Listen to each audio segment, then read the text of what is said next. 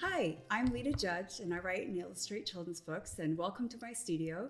Today I'm going to be talking about how I write a book, how it goes from idea to a full book, and I'm going to be talking about my new story, When You Need Wings.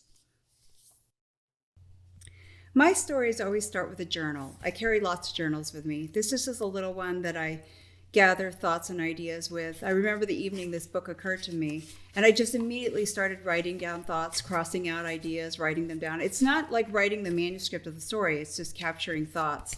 I capture a lot of ideas in my sketchbook as well. I knew this book was going to have a tiger in it, and so I drew lots of pictures of tigers and just trying to figure out, what the tiger's going to look like, drawing the tiger with the main character.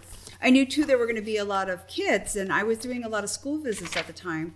So at recess, I would just go out and draw the kids as they're moving around and getting ideas for little characters that can be in my book. Once I go back in the studio, I start by writing the story. And in my case, I don't actually start with words. I start with drawings. I find that I see my characters and see what they're doing long before I hear the words. So here I'm just drawing really quick, little loose sketches. I do hundreds of these, exploring the world where they live and what they're doing. And by the time I get done with all of these drawings, I know exactly what the words are going to say. And so writing the book is much easier. A lot of people assume that as an author and illustrator, I write the words first, but some of us who write and illustrate, we do the pictures first, and I encourage you to give that a try. It's a really fun way to work on a book. Once that's done and I have the words and I know what's going to happen, I send it to my publisher, and my editor and I, we work on the story together, and finally it's time to bring the paintings to life with watercolors. I love watercolors. I love their bright, fresh color. So in When You Need Wings, there's this little girl. She's going to school, and you see right away when she arrives at school, she's reluctant. She's feeling a little shy that day. She's a quiet little kid, and everybody else is all excited and exuberant, and she's feeling kind of afraid.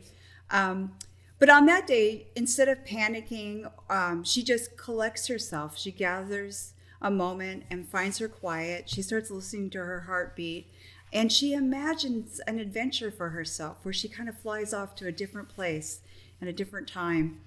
And here she lives in the world of her imagination, and you kind of see all the things that she saw as she went to school, you see here unfolding in this world of her imagination. And you see the tiger showing up and different animals that she's playing with, and she's finding her joy. She's also finding her strength here. It's really fun when you're creating the illustrations to think about what characters you can include in your story and what kind of movements their bodies can do to show what they're feeling. So in the beginning of the book, you notice that she was afraid, and then she was feeling happy, and now she's feeling strong. Sometimes it's fun to close up on your character and just take a moment with her and be quiet with her as she's gathering her strength. And it's kind of a chance for the reader to get in the mind of the character and sit with her and think about what's happening. So once she's found her strength, she kind of goes back to the real world, and she's thinking about playing with the kids. And this is a fun part of the book because you see the animals that she had in her imagination are actually inspired by the children that she sees around her. So here we see the boy who was the tiger, and the koala had little red glasses on, and here's the little crocodile. And you see all the influences that she had around her, and you see her enjoying her day at the playground. And the story kind of comes to its conclusion. I send in the artwork to my publisher, and then it's kind of an exciting phase because when we go into the color proof phase, at this stage of the game, it's the first time you get to see the words and the pictures together, and we're trying to get the colors to match. This is why this is called color proofing. We want the pictures to look exactly like the paintings I created. And so we do a lot of experimenting to adjust. Maybe we want the red to be brighter or the yellow to be less bright.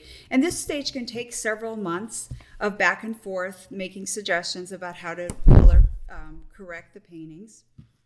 And then the really exciting part, of course, about 2 or 3 years after that initial journal, I get a finished book. And this is the fun part because you have a book that you can share, and I can go into schools again or go to bookstores and share this story with readers and bring, just the thoughts that I had in my journal have come to life into this full-fledged story.